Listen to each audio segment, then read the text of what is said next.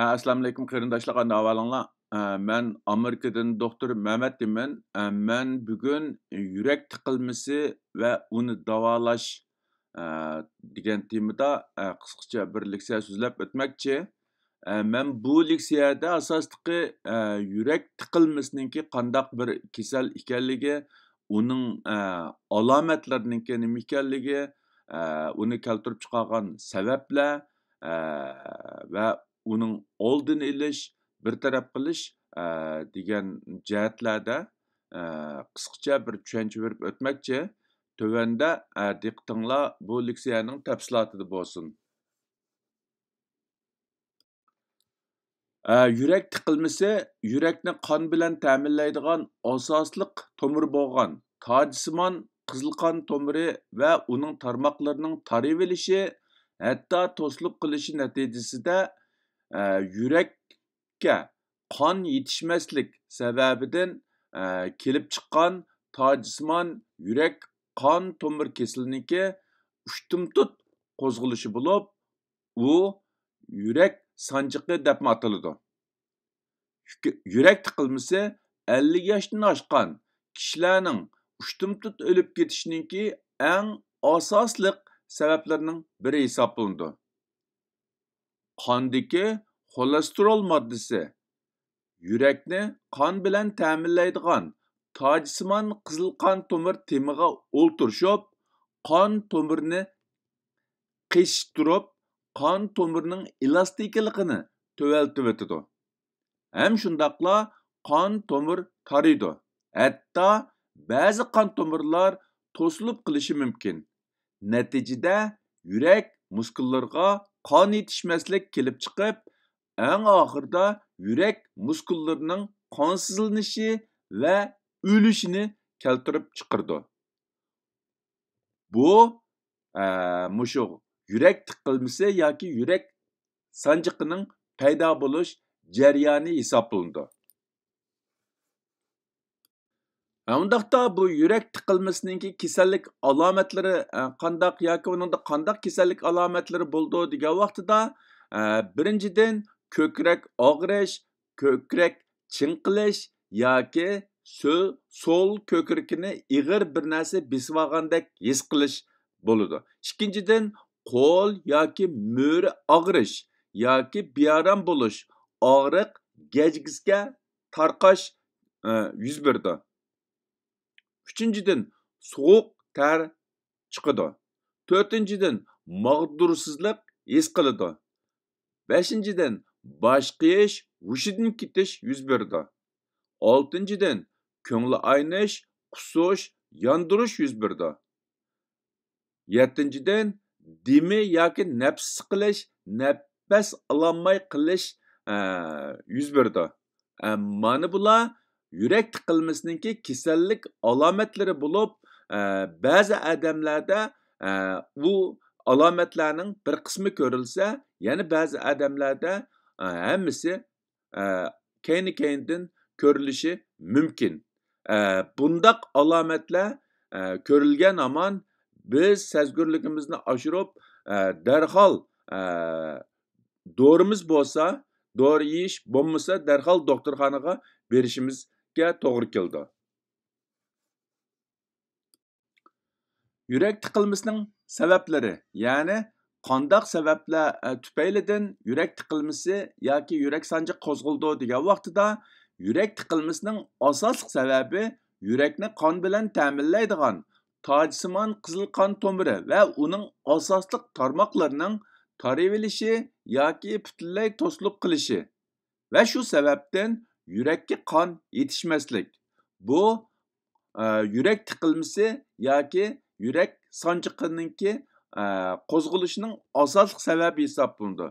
Konkret qilib aytgan vaqtida birinchidan qon tomir butunlay to'silib qilish, ikkinchidan badanning boshqa yerlaridan eqib kelgan qon uyushmasi yurakdagi qon tomirini butunlay to'sib qo'yish, uchinchisi qon tomir tarivilish va qisman to'silib qilish, to'rtinchidan qon tomir to'lg'ishib qilish yoki qon tomir muskullari tortishib qilish, beshinchidan qon tomir yallig'lanib, qon tomir tarivilish yoki to'silib qilish. Mana bular yurak tiqilmasi qo'zg'alishining asosli sabablari hisoblanadi. Yuqorqilar yurak tiqilmasininki asosli sabablari bo'lib, tövəndikisi shu yurak tiqilmasini keltirib chiqaradigan xatarlik omillar hisoblanadi. Ular uning birinchisi yoshning cho'ngishi, ya'ni men yuqorida deb o'tgandagidek, yurak tiqilmasi ko'pincha ahvolda 50 yoshdan oshganlarda ko'p ko'rildi. Yoshning cho'ngishiga ergishib, yurak tiqilmasininki xatarlik nisbatimi yuqorilab mangadi. Ikkinchisi uzun muddat tamak chekkanlarda bu xil ehtimollik yuqori bo'ldi. Uchinchisi yuqori qon besimi borlarda. To'rtinchisi sog'lom oziqlanmaslik, semizlik va qondagi mayning yuqori bo'lishi. Bumi yurak tiqilmasininki xatarlik omili hisoblanadi. Harakat qilmaslik, ya'ni uzun muddat o'ltirish yoki yetish harakat qilmaslikmi shu yurakka qon aylanishiga to'sqinlik qilib, yurakka qon yetishmaslikni keltirib chiqardi. Oltinchisi diabet kesili. Diabet kesili bolalarning yurak tiqilmasiga giribtor bo'lish xatiri yuqori bo'ladi. Yettinchisi ro'yi besim, jiddiylashish. Shu yurak kesili bolalar agar qayta ro'yi besimga yoki jiddiylashga duch kelgan vaqtida osonla yurak tiqilmasi qo'zg'alishi mumkin. Yurak tiqilmasininki qandaq oqibatlari bor yoki yurak tiqilmasidan keyin qandaq oqibat kelib chiqadi degan vaqtida birinchidan yurak qalaymiqon so'qish mumkin. Ya'ni yurak tiqilmasi qo'zg'algandan keyin yurak tiqilmasi davolanib yaxshi kontrol qilingan taqdirdami yurak qalaymiqon so'qish kelib chiqishi mumkin. Ikkinchisi yurak manbalik shok. Ya'ni shok kesiliniki har xil sabablar bo'lib, bu yurak tiqilmasi yuz bergan kishilardami shu yurak manbalik shok kelib chiqishi mumkin. Uchinchisi yurak zaifligi kelib chiqishi mumkin. To'rtinchisi yurak ushtumtut to'xtab qilish paydo bo'lishi mumkin. Beshinchisi ushtumtut o'lib ketish, ya'ni eng og'ir bo'lgan vaqtida shu yurak tiqilmasi qo'zg'algan vaqtida bir taraf qilmagan vaqtida bemorlar o'lib ketishi mumkin. Mana bular yurak tiqilmasininki oqibatlari hisoblanadi. Demak, yurak tiqilmasi ig'ir kasalliklarninki biri bo'lib, yurak tiqilmasi bir qitim qo'zg'algan odam agar uni shu yurak tiqilmasini paydo qilgan kasalliklar yaxshi kontrol qilmagan vaqtida yurak tiqilmasi qayta qo'zg'alishi va oxirida bemorning jiniga zam bo'lishi mumkin. Undaqda biz yurak tiqilmasininki qandaq oldini ola olamiz yoki uning oldini olish nimalarga diqqat qilishimiz kerak degan vaqtida birinchisi tamak chekadiganlar tamakini tashlash kerak. Ikkinchisi agar yuqori qon besimi bo'lsa, uni vaqtida davolab kontrol qilish kerak. Uchinchisi agar qondagi xolesterol moddasi yuqori bo'lsa, uni tuvaltish kerak. Ya'ni dorilar orqali tuvaltish, andan keyin toboqdan parz tutish, badan chiniqtirish degandek har xil usullar orqali qondagi mayni, xolesterol moddasini tuvaltish kerak.